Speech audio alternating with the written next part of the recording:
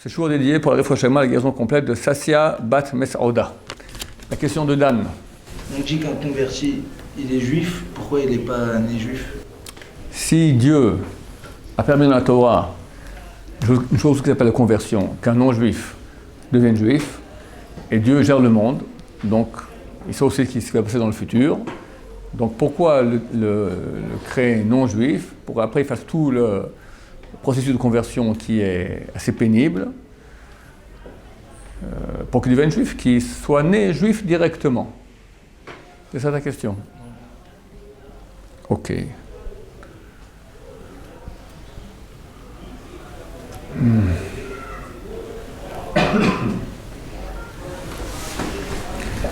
Bon, on va expliquer simplement, après plus compliqué.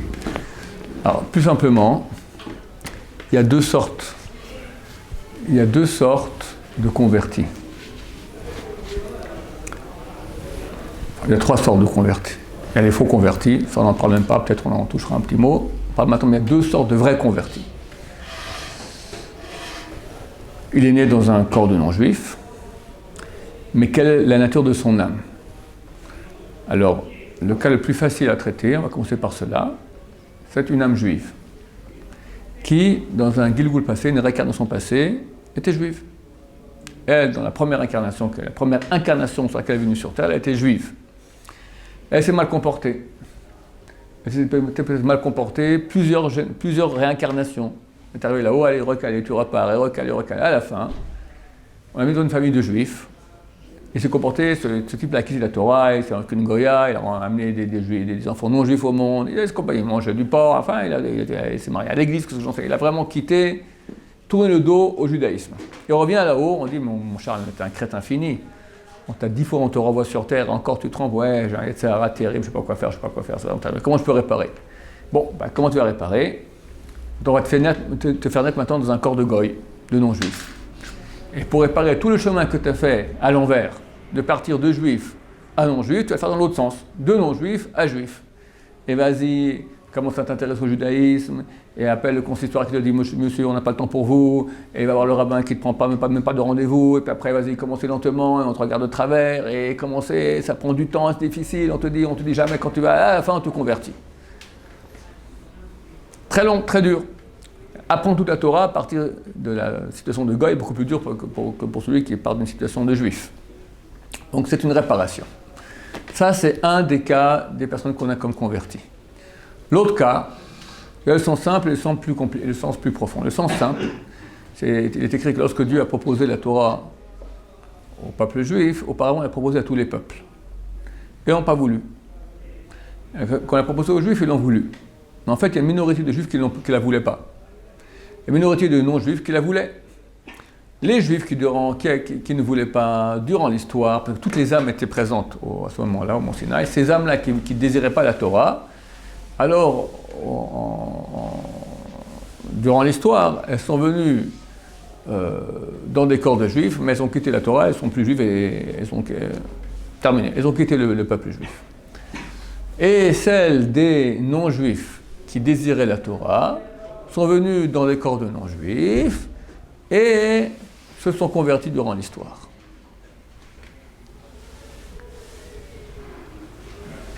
Donc j'ai une réponse à ta question, c'est qu'à la base il y avait... peut-être il faut que je dise une chose supplémentaire, pourquoi s'il y a des non-juifs et des juifs, c'est aussi une question ça. Hein?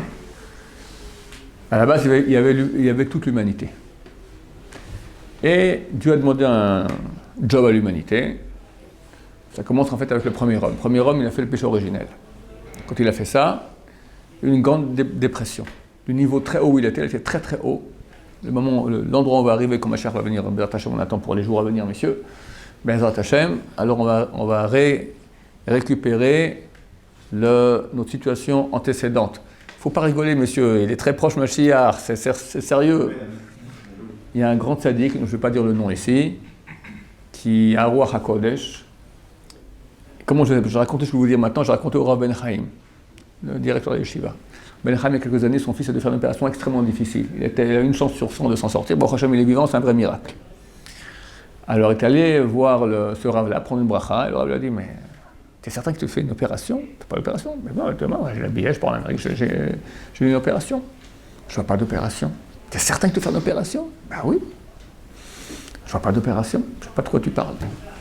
Il rentre à la maison. Le soir, on appelle d'Amérique. Annulé. Le médecin est parti en vacances. Je sais pas. C'était repoussé. En tout cas, pas d'opération. Donc, c'est un monsieur qui voit. Alors, quelqu'un est allé le voir il y a quelques jours pour prendre une bracha pour aller à Ouman.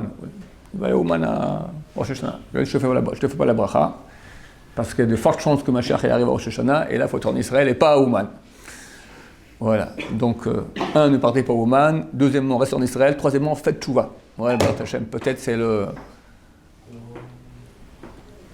Pardon? Sur la billet. Je ne tranche pas. Je ne tranche pas. Grave. Parce que s'il ne vient pas pour me dire alors j'ai raté le billet, tu sais comment c'est. Il y a des chances que Mashiach vienne, beaucoup de chances. On espère, on n'est pas certain.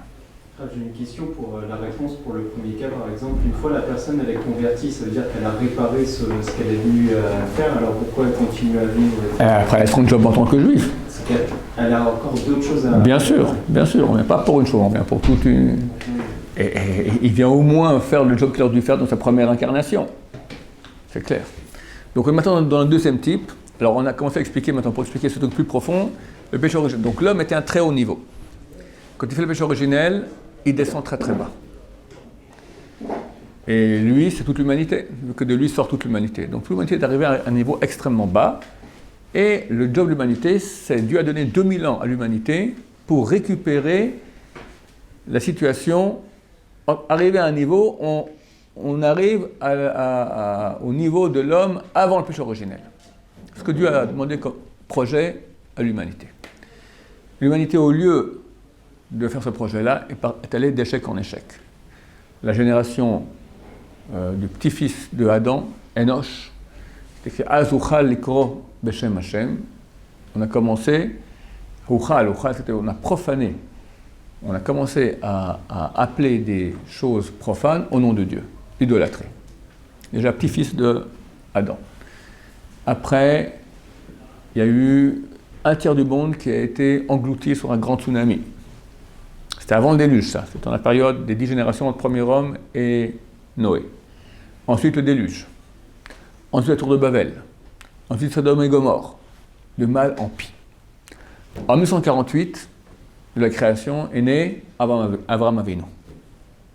L'État d'Israël, c'est 5708, il ne faut pas confondre. On parle de 1948. En l'an 2000, il avait 52 ans, Avraham Avinu. Et il proclame le Dieu un, et lui a réussi donc à se hisser au niveau du premier homme. Et c'est la période appelée la période des racines, c'est les racines des peuples, les racines de toute l'humanité. À ce moment, Dieu dit, ok, on finit avec les racines, maintenant on passe à la descendance, aux fruits de ces racines. Ça sera tous les peuples. Donc là déjà, il y a eu une partie de l'humanité, la descendance d'Abraham, quand on est descendance, c'est Abraham, Isaac et Jacob, le peuple d'Israël, qui lui a pris le job de faire monter toute l'humanité à ce niveau-là, et le reste de l'humanité qui va essayer de faire un job beaucoup plus petit. Nous, on a 613 mitzvot, eux ont 7 mitzvot. Néanmoins, un non-juif qui veut intégrer l'unité spéciale du peuple juif, qui a beaucoup plus de travail, il peut. Celui qui est déjà rentré dans le club, il peut plus, on ne ressort pas du club. D'accord ? C'est comme dans un truc d'espionnage, quoi. Tu es au courant de tout, maintenant c'est fini, tu ne peux plus le quitter. Donc chaque non-juif, c'est pas... D'autres pourront dire c'est un juif, pourquoi moi pas? Non, tu peux, voilà, encore plus facilement. Un juif, il a un grand etc. Le juif a un plus grand etc. qu'un non-juif. Tant que le non-juif n'est pas converti, il n'a pas un etc. aussi grand. Plus quelqu'un est grand, plus il a un etc. Donc vu qu'il y a 613 mitzvot, il y a 613 résistances. Le non-juif n'a pas ces 613 résistances, il n'a que 7 résistances. Donc, à un moment, Dieu dit à l'humanité, voulez-vous la Torah? Ils ne veulent pas. La minorité qui ne voulait pas chez les Goïm, durant l'histoire, va se convertir. Hein? Qui voulait, va se convertir. Plus profondément, comment ça s'explique? Quand le premier homme, il a péché, les parties de son âme sont tombées extrêmement bas. Une partie sont tombées dans ce qui sera le peuple juif, une partie dans ce qui sera les non-juifs, une partie encore plus bas dans la racaille du monde, le mal. Partout des étincelles de sainteté du premier homme. Maintenant, ceux qui ont une étincelle juive, une étincelle du premier homme puissante, chez les goïms, chez les non-juifs, ils sentent une sorte de pulsion irrationnelle de vouloir être juif. Ils n'arrivent pas à expliquer pourquoi. Un grand rave, c'est le rave Poutorek, qui faisait beaucoup de conversions, il m'a dit, quand un goy vient se présenter pour une candidature à la conversion, je lui demande pourquoi tu veux te convertir. Alors s'il me répond, j'ai réfléchi, j'ai bien vu, c'est la seule religion qui est vraie dans le monde, ou bien j'aime cette Torah parce que c'est très humaniste, c'est très pour la paix, il dit c'est pas génial. Quand il dit je ne sais pas, j'ai une attirance que j'arrive pas à m'expliquer, je suis attiré comme ça, il dit ça c'est bon. Pourquoi? Ça prouve qu'il a dedans une âme, c'est ça. Devenir juif, c'est pas commencer à pratiquer des lois parce que c'est bien. Devenir juif, c'est changer d'identité, il faut que tu aies un rapport avec le peuple juif. Quand quelqu'un il sent comme ça cette sorte de pulsion irrationnelle, c'est que c'est la neshama qui le pousse, c'est un souffle intérieur qui le pousse, c'est cette étincelle juive.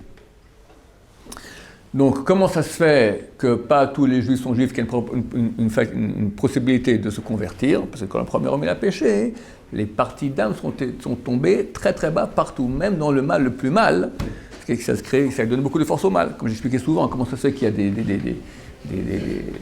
Amalek, d'accord, des puissances de mal terribles, Hitler, Staline, d'accord, tu as des trucs terribles, comment c'est que Dieu accepte une chose pareille?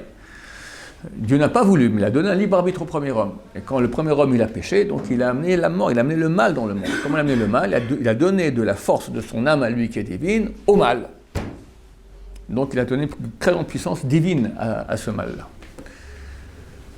Voilà, en cela je pense que tu as la réponse. C'est bon? Question là-dessus? Baruch Adonai, Amen, Amen.